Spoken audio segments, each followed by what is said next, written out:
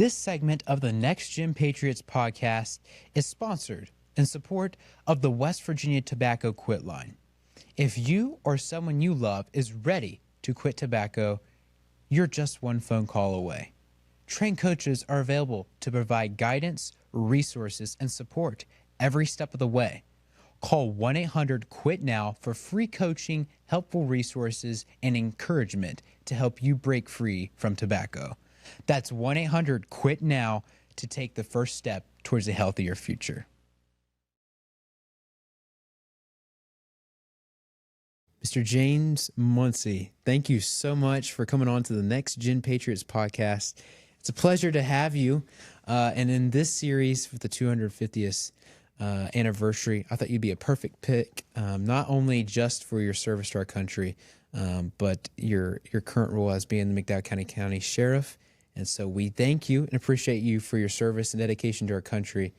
And from the bottom of our hearts here, thank you. So, it's an honor that you asked me. I appreciate it. Yes, of course, of course. So, so the audience kind of gets to know you a little bit more. What's some of your hobbies? What's some of the fun things that you get to do outside of your free time? Well, to be honest with you, anybody that knows me knows that I'm an avid Second Amendment guy. So I shoot a lot.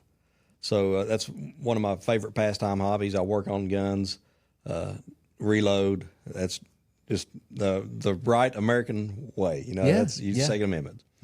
Yeah, and I don't blame you. Fully support you there. So is it okay if I just call you Boomer? Yes, I think everybody in our area basically knows the sheriff as Boomer, and a well-known friend of many in our area here. But I kind of want to start out with introduction here in your career. Everybody has a breakdown of their career, so we'll start with you.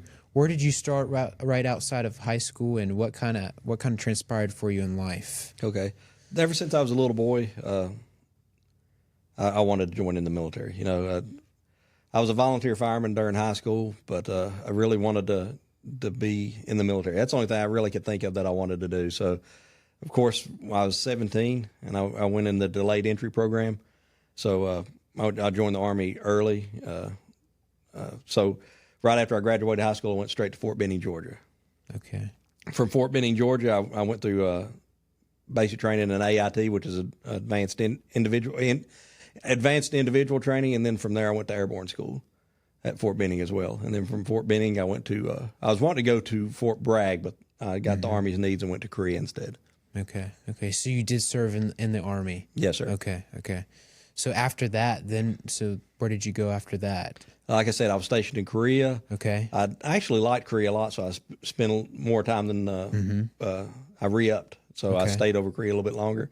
And after I was stationed in Panmunjom, Korea, which is, like I was explaining to you earlier, it separates from North Korea and South Korea on the DMZ. It's called the MDL, and that's where all the negotiations take place. It's Freedom Village is there, and also where the military has some outposts there as well that we man. Okay.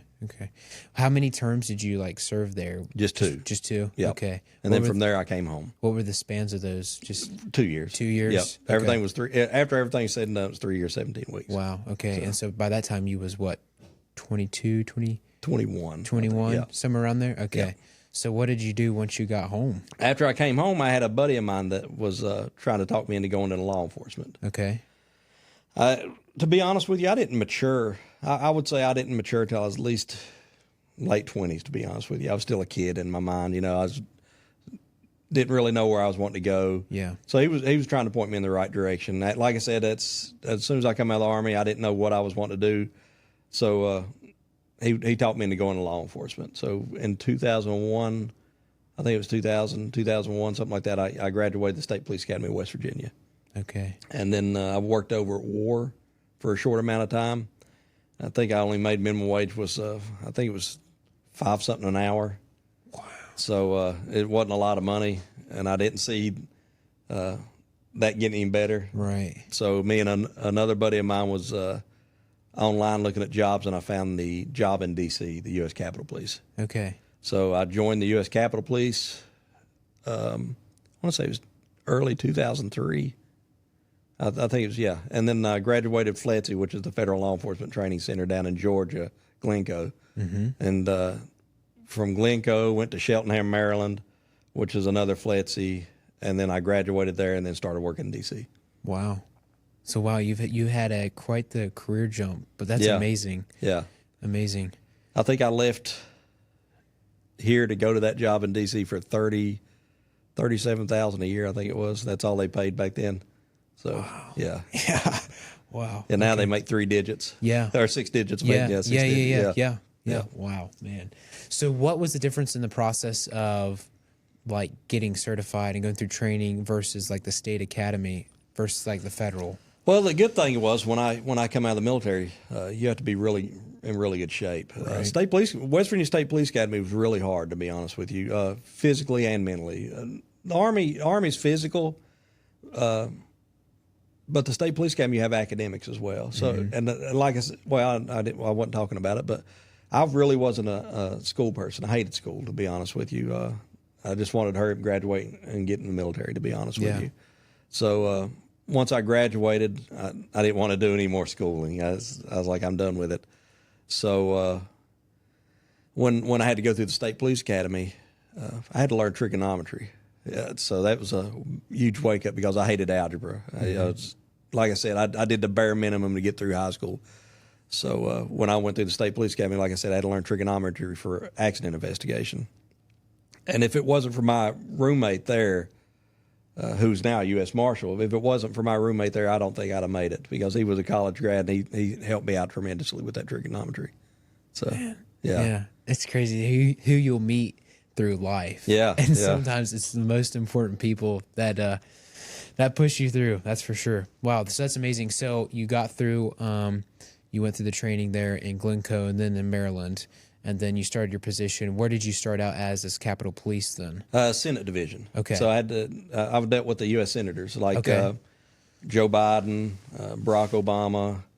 Barack came later, but when I first started, it was Joe Biden for sure. You can remember Robert Byrd, Lindsey Graham, Hillary Clinton, all those. So Okay. I had to deal with those on a daily basis. Okay. Like, were you like escorting or security at the Capitol? Security. We did congressional retreats. Like once they have their meetings and stuff, you went there, and some of those were really nice, to be honest with you. Like the one at Williamsburg, which was it's a golf resort. Okay, those were really nice because you're staying at 5-star resorts. They put you up, and you're doing 12-hour shifts. So you do your job for 12 hours, and then after that, you're at a 5-star resort. Yeah, yeah, you get to enjoy it too. Yeah. That's King's Mills. That's where that one was at. Okay. Yeah. So, and then of course you go to the one here in West Virginia, which is the Greenbrier. You do that retreat, and then the DNC, RNC, you do all those. Okay. So those are pretty fun. Yeah. Wow, that's amazing. So you probably got to go a little bit everywhere. Yeah. Did you? All over the country. It's neat. That's awesome. Yeah. What is one thing you learned specifically from being with Capitol Police? One thing that taught you the most? Term limits. They should have term limits. True. Yes. No, I mean, you see these people that you see on TV all the time, and you realize they're the same as your grandfathers, your fathers. Yeah. They're everyday people. They're no different than you are. Yeah. Yeah, I got to agree with you. I had the opportunity to go into the Senate chamber this year, and seeing those people instead of online, they're just everyday people. Yeah. Yeah. And the history. I mean, the history there is unreal. You take everything for granted too. Like if you're working there, you see like when they opened the World War II Memorial, I was up there. Okay. And I got to see all the guys the living guys from the Band of Brothers. Ooh. From the World War II unit. Man, that was awesome. Tom Hanks, you got to see him when they opened that up. That's awesome. Oh, it was tremendous. Yeah. I mean, you talking about being like, wow, why, I'm here for that. Exactly. So, yeah. That's amazing. Yeah. And then all the inaugurations you work, the State of the Unions stuff. You sit there and complain about it when you're doing it, but then you look back on it, you're like, wow. Yeah. Because I think our day started at 3 a.m. and it wasn't over till 10 o'clock that night. I mean, it was unreal. Yeah.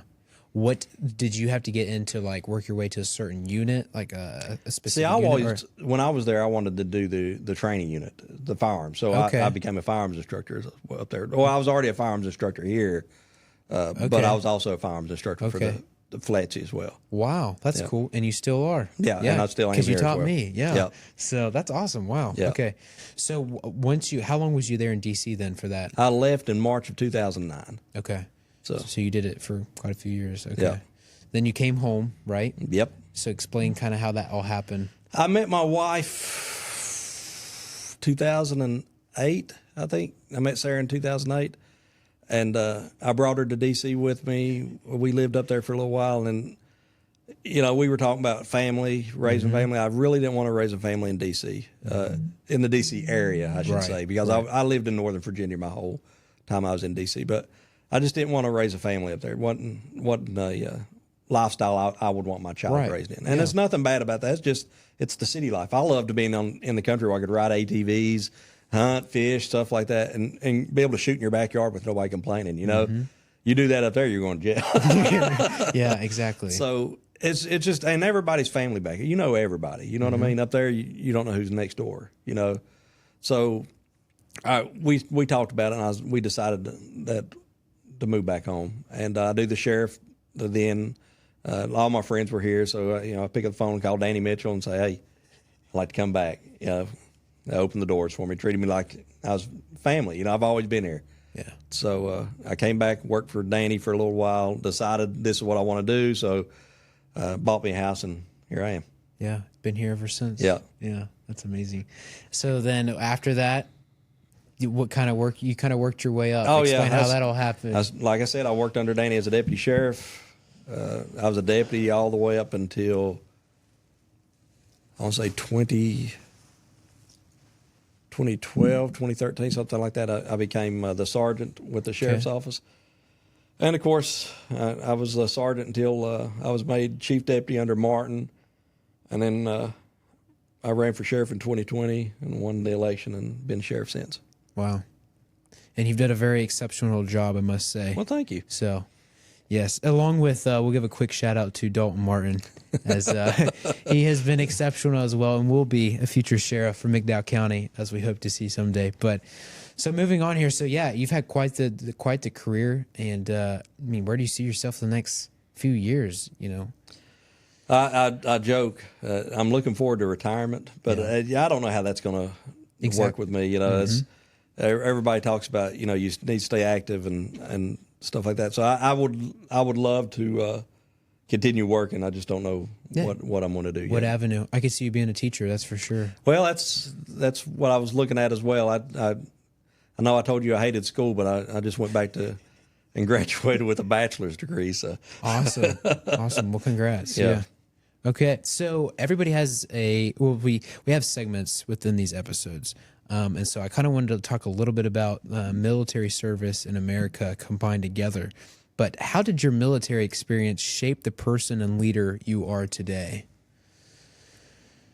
I would say the military helped me become a better person just by showing me that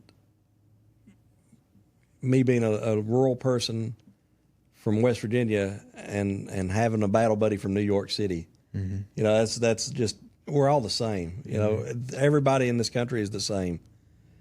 We may be raised in different areas, but we all have the same goal in life. To make it better for everybody else. Yeah. You think just that viewership of how you view people, how that changed your viewership, then helped you in your leadership to know how to? Yeah, as like I said, you deal with everybody from every aspect of life, whether they come from a rural area or a big city or whatever. You learn that from people. We all joke with each other my accent versus their accent, or where I'm from versus where they're from. But when it comes down to it, you're all there for the same reason. Right. Yeah. What is one thing that you learned mostly from serving in Korea? Korea, you see the way of life here, and you go over there, and it's back then it was you see some of the shanties, third world country shanties, and it's a real big eye opener when you have 10 roofs and people living in 10 buildings. I mean, it's unreal, and then just the way that they live versus the way we live. Yeah. Yeah. What was the bases like? Was they pretty? Now the pretty base nice? was really nice. You get Burger King on a base in Korea, or it depends on which base you're at. Camp Casey is huge, and they got like movie theaters, anything you could want, But my base, Panmunjom, was really small. Like I said, I think there was only like 70 or 80 Americans there, and that's it. Okay. And the rest were Koreans. Wow. Okay. How did serving in the military shape your view of America? Like, if I would look back on it, like I said, my view before the military, I would say that it was us versus them kind of aspect. You know what I mean? When I say that, is West Virginia versus Virginia, or rural versus cities, and like I said, once I got in the military, though, you deal with people from all over the country. So once you realize everybody is the same and everybody has the same goal, or everybody's doing the same thing to go toward that goal, you realize that, and I think that's the way I took it anyway. Yeah. What kind of appreciation did really open your eyes, though, of viewing America as what it is? You got to love our country for what it is. Like I said, you go overseas and see that the way it's Korea, for one instance. You go over to Korea and see the way it's run there, and then you come back home. You don't really have a reason to complain. Yeah. Or with that one that you had complaining with. Yeah, for sure. Is there a moment from your military service that you'll never forget? The rice paddies and wading through that water and knowing it's raw sewage. Explain. And you're putting concertina wire up, which is rolls of razor wire, landmines on both sides of the rice paddies, and then just that's one thing I always think of. Yeah. When you eat rice. Yeah, that's definitely Yeah, the base I was at also, it was in the Guinness Book of World Records for the world's most dangerous golf course. Really? Yeah, because there's a one-hole golf course that is out in the middle of a minefield, so you don't retrieve your balls. That would make sense. Yeah. What specifically kind of explain the rice paddies themselves? What it was for those that don't know. What imagine a flat field with berms on all four sides. Okay. And the low part is always water. Okay. There's always water in it, and they would back sewage trucks up and dump the sewage for fertilizer in those rice paddies.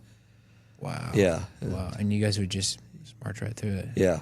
Oh. Well, you would. That's where some of our defenses were, like the concertina wire. So when you had to replace it, you'd have to get out there and into that water and replace the concertina wire. Now, how high would this water be? Like it's knee high. Knee high. Well, we had a guy that was helping us do it, and it was an MP, and we had a bet, and I can't remember how much money he got into it, but he jumped into this rice paddy.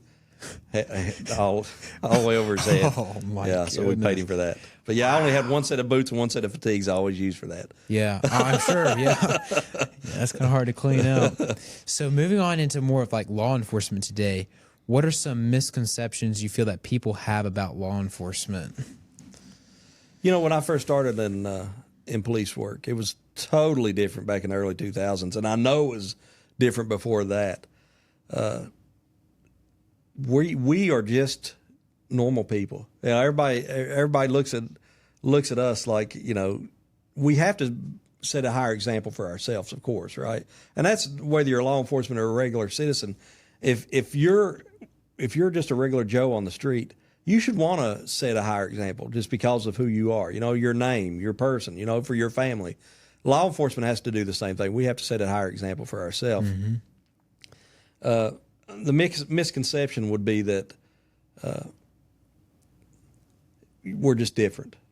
People assume the word different because we're law enforcement, or they don't like it because we're law enforcement or whatever. I'd like to tell everybody that we have families. We have Christmas dinners just like you do. It's we're the same. Exactly. Yeah. The difference is you guys just enforce the law. Yeah. There's a human behind the badge. Yeah. What do you believe makes a strong relationship between law enforcement and the community? Talking to them. I mean, waving and just being personable to the people that you serve. That's one of the biggest things. Is just letting people know that we care. You know, that's the biggest thing, and hopefully people realize that if they see us involved in their community, they can approach us, they can talk to us, stuff like that. That's one of the biggest things I think. Yeah, yeah. And I feel like you guys have really been able to display that, especially in your administration. Being that I've moved here, you guys have really been able to change the narrative, I feel, just on a broad perspective even. And you can see it throughout the community. I mean, how many times do we go to community events and somebody will go up to you and be like, hey, you know, and just carry on a normal conversation, or with Dalton or anybody. It's very well known and seen. So definitely you guys have implemented that into your administration. But I kind of want to talk about specifically on some more relevant issues going on. Obviously, there's been significant discussions surrounding ICE. It's affected everybody, and the border security. Do you believe the current immigration enforcement efforts are helping address public safety concerns? Yeah. If you're talking about like what happened in Minnesota, is that what you're talking about with the ICE raids? I'm just talking about just in general, everywhere. ICE could do better if they were more approachable, or the way they implemented things. Yeah. I get that if you have threats, you want to be able to cover your face, but I don't like the idea of covering your face. It makes that person seem more like a robot. Mm-hmm. You know, if you don't display a face, you don't display any kind of identifying uniform, you do look more like a robot. Mm-hmm. That being said, they have families they need to protect. If they do have threats, I get that 100%. It's just that the heavy-handedness of some of the stuff can affect you. Yeah, yeah. I mean, and we see it online. A lot of these people in everyday clothes with just a bulletproof vest and a badge. Yeah. You know, we could show up and do that. You know what I mean? Yeah. So I get that. Many Americans have differing opinions on this, on the immigration enforcement. As a sheriff, how do you balance public safety concerns while maintaining trust within parts of the community? We've ran into illegal immigrants in our county. We've arrested illegal immigrants in our county, and generally the reason we arrest them is because they were doing something illegal in the first place to get us brought to, give us. We had to give them attention, basically, and that would be the way that I would see that. The same thing ICE is asking some of the big cities to do.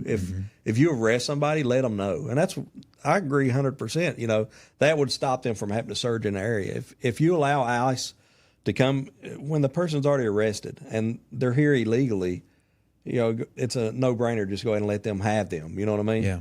But if you have a house full of people and you're just going there because you think they're illegal immigrants, I'd have a problem with that. Yeah. To me, you have to commit a crime for me to look at you. You know what I mean? Yeah, yeah. I get that. You have to have the paper proof behind it. Yeah. Yep. So moving on into the more of the America 250th anniversary, what does America's 250th anniversary mean to you? You know, it's easy to say 250 years and be like, wow. Look back and say, but look what happened in those 250 years. Look how far we've come within those 250 years, from the civil rights movement to and you when you lived through think about the Civil War, you didn't even know if there was going to be an America after that, or what the changes were. Just imagine how far we've come, and yet we refuse to look at our past, or we want to try to forget our past. And I know it's been said, but if we forget our past, we're more than likely going to repeat our past. Yeah. So, I mean, just looking back at our country and realizing what all we've accomplished, that's just it's an awe-inspiring event. I mean, it is. It's wild. My boy was watching the UFC fight on the White House lawn, and like, who would ever thought that, Exactly. Yeah. And looking at D.C. now, how clean it is, it's unreal. I mean, it's a really proud moment. Yeah. And I asked my wife last night. I was like, could you imagine being in D.C. for the July 4th concert? Oh yeah. I mean, it's unreal. And I remember those. I mean, like I always told myself, I was like, I would never come to these. But I mean, that's from the race that's getting ready to happen in D.C. to the UFC to the July 4th concert. You're like, It's a very proud moment. Yeah, why would you not? Exactly. Yeah. Exactly. Yeah. Once a lifetime opportunity. What do you think has allowed America to endure and grow over the last 250 years? Us. Yeah. People. I mean, it's if you're willing to change, that's the biggest thing, is adapting to the change. If you refuse to adapt, we got scary times. Don't get me wrong. I mean, September 11th. Look at September 11th. But that brought us together too, though. I mean, it brought this country together.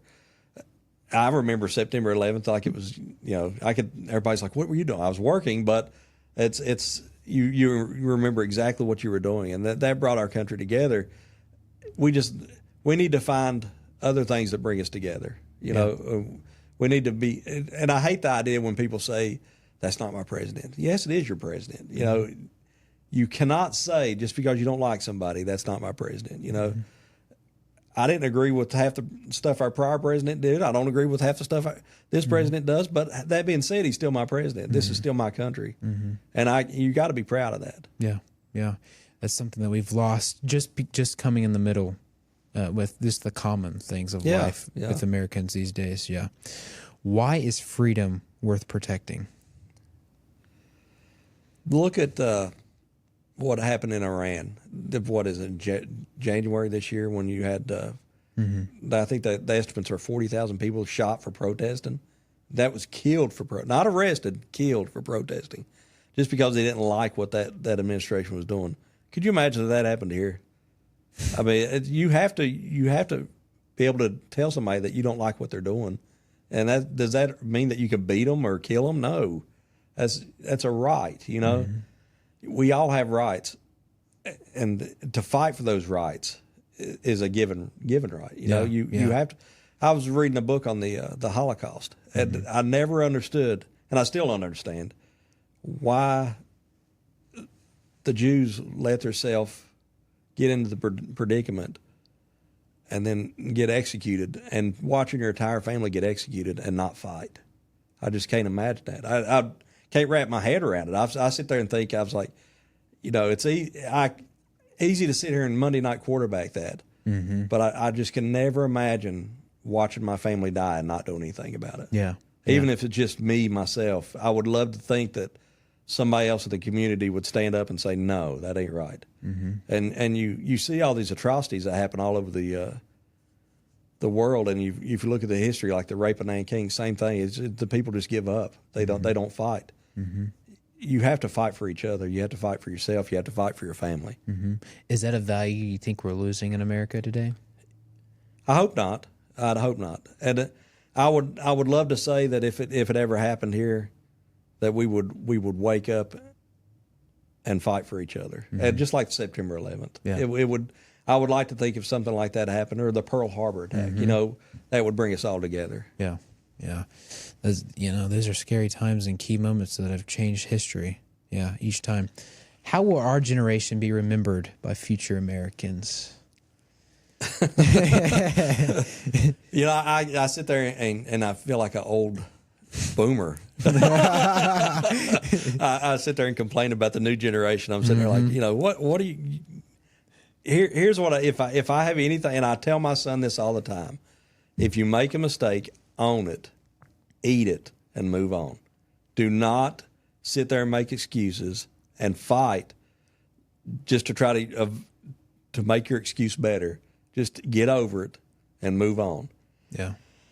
I hope we're not remembered by that. I hope that my generation is not remembered that way. But you need to make sure that the people growing up own their mistakes. The mistakes everybody makes. I make mistakes. Everybody makes mistakes. You just have to move on from those mistakes. Don't prop those mistakes up and keep trying to fix them. Just move on. Fix it. Move on. Yeah. Yeah. 2 follow-up questions I want to ask. What is by far probably one of your biggest arrests you have ever made? It would be a murder. Really? Yeah. Yeah. Yeah. And then second follow-up question, you talked about September 11th. Where was you? I was working in the jail in Welch here. In Welch. Yeah. Do you wish you was in DC at that time? Is that something? No, I didn't even think about it. I've kind of wished I was back in the military at that point. If I wouldn't have been starting my law enforcement career, I think I would have been I would have re-upped and rejoined the military. Really. How did you? What was the process after you had left the Army? Was you still enlisted? It's called inactive reserves. Okay. It's basically they could call you up if they needed you. Okay. So as a wrap up here, I ask this question on every episode. Every person has a different perspective of it in their own words. But in your own words, how would you define success? Family. Just having a family and be able to be proud of that family. And I can look at my son and I there's success. You know what I mean? Just looking at him and saying, I did something, you know? So now if he ever screws up, I'll come back to it. We'll come back and we can edit that part out. Yeah, I get you. But that's I think that's community and family. Yeah. Those are a key part in everybody's lives. Yeah, for sure. Alrighty. Well, thank you so much for joining us on this episode. It's been an honor to have you. And as we've said in this series, we'll be posting a video every episode every Monday of the month. And our first one will come out July 4th. So we hope to see you guys then. And until next time, we'll see you guys in the next episode.